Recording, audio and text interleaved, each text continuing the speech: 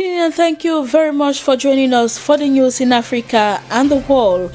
We begin in Mali, where Mali's junta led by Colonel Assimi Goïta has begun talks with opposition politicians in the country.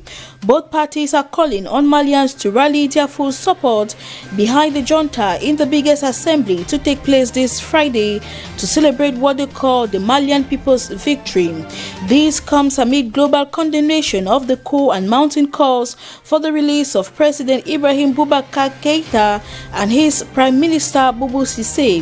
There were few signs that political opposition leaders were aware of the coup plot in advance, but now they stand to benefit from a transitional government promised to be put in place by the military junta 3 days after the coup that forced President Ibrahim Keïta to resign. There is a power vacuum in Mali and fears that the country could slip into anarchy. Observers equally fear the political upheaval will allow Islamic extremists in Mali to expand their reach once again.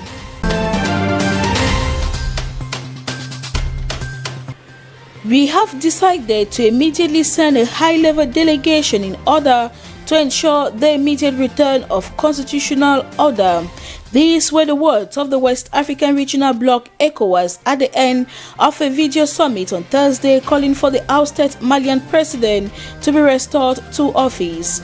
They will hold talks in Mali this Friday with the military junta holding ousted Malian president and other government leaders. The M5 RPF coalition of opposition parties, which led protests against Keïta, supports the mutinies and rejected ECOWAS position.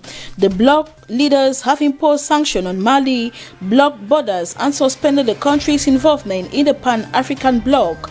The National Committee for the Salvation of the People, under the leadership of Colonel Assimi, the junta has vowed to stage elections with reasonable time and respect all past agreements, including international anti-jihadist missions. In Ethiopia, tensions have surged with clashes between protesters and security officers demanding the release of an opposition politician and a media magnate. Official sources say at least 9 people have died. The protest started on Tuesday after a social media campaign for the release of prominent Oromo opposition leader Bekele Geba and media mogul Jawa Mohammed, who were arrested days after the killing of an iconic Oromo singer Hachalu Hundessa. The Ethiopian Human Rights Commission have also reported 13 different locations in the Oromia region, which surrounds the capital Addis Ababa. The unrest highlights growing divisions in Prime Minister Abiy Ahmed's Oromo power base as powerful ethnic activists who were once allies increasingly challenge his government.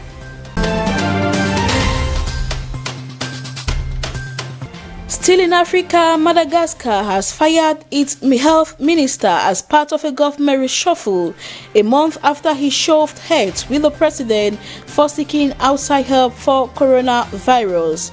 Despite an official campaign to promote a controversial herbal drink health as a remedy for the virus, the country in July saw a surge in COVID-19 cases.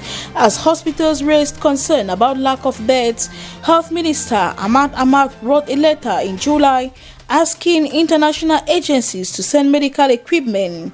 His appeal sparked anger in President Andry Rajoelina's administration, which said Ahmad had acted without consulting either the government or head of state. He has been replaced by Jean-Louis Hanitrala as new health minister.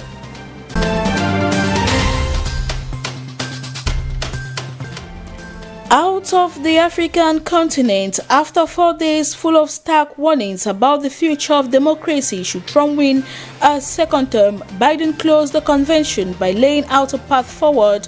One, he said, will include people of all races, genders, and orientations.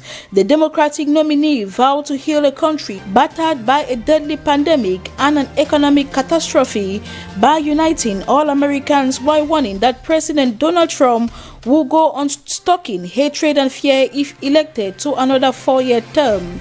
He promised to represent all Americans and to work just as hard for those who do not support him, drawing an implicit contrast with the Republican Trump, who has shown little inclination to appeal beyond his base of voters.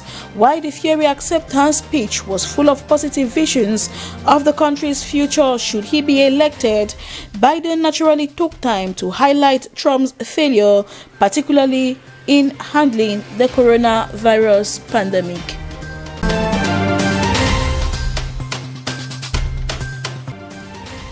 The United States has formally begun the process of activating a controversial mechanism aimed at reimposing sanctions on Iran, a move that was immediately rejected by European allies fighting to save the Iranian nuclear deal.